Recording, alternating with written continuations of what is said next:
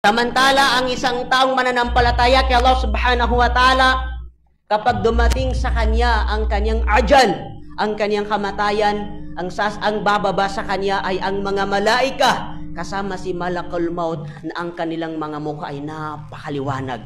Subhanallah. Kumikinang ang kanilang mga mukha, bababa sila doon sa tao na yun na dumating ng kanyang ajal. Subalit ang tao na ito ay kabilang siya sa mga tao na mananampalataya. Hindi man ganun kalawak ang kanilang kaalaman sa pananampalatayang Islam, pero ang kanilang puso ay ginintuan ng takot kay Allah subhanahu wa ta'ala o pananampalataya kay Allah subhanahu wa ta'ala.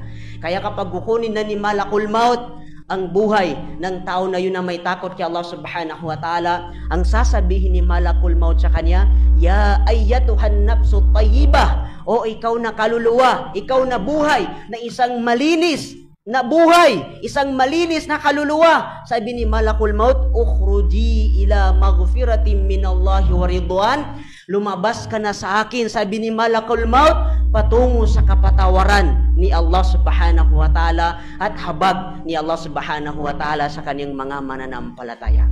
At ang nanaisin ng kaluluwa na yun ay hindi na magtatagal ang mundo. Ang pinagduduan niya kay Allah subhanahu wa ta'ala, ya Rabbi aqimis sa'a, ya Rabbi aqimis sa'a, o aking Panginoon, gunawin mo na ang mundo nang kami ay makarating sa araw ng paghuhukom, dahil hindi na niya natitiis ang mga gantimpala ng kanyang pagsamba kay Allah subhanahu wa ta'ala.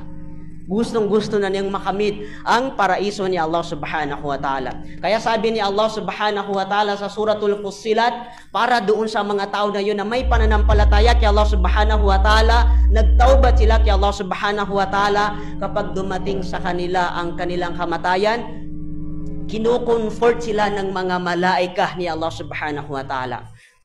Ang sabi ni Allah subhanahu wa ta'ala, innal ladhina qalu rabbuna Allah thumma istaqamu tatanazzalu alayhimul malaikatu alla takhafu wala tahzanu. Anong sasabihin ni Allah subhanahu wa ta'ala? Katotohanan, sabi ni Allah subhanahu wa ta'ala, silang mga tao na nagsabi na ang aming Panginoon ay si Allah subhanahu wa ta'ala, at pagkaraan nilang saksihan sa kanilang mga puso na ang kanilang Panginoon, ang kanilang sinasamba ay si Allah subhanahu wa ta'ala, thumma istaqamu, pagkatapos sabi ni Allah subhanahu wa ta'ala ay nananatili ang kanilang takot kay Allah subhanahu wa ta'ala, nananatili sila sa pagsunod nila kay Allah subhanahu wa ta'ala, nananatili silang lumalayo sa pinagbabawal ni Allah subhanahu wa ta'ala, dahil sinaksihan nila sa kanilang mga puso na wala silang ibang dapat sambahin liban na lang kay Allah subhanahu wa ta'ala. Kapag dumating sa kanila ang kanilang kamatayan, sabi ni Allah subhanahu wa ta'ala,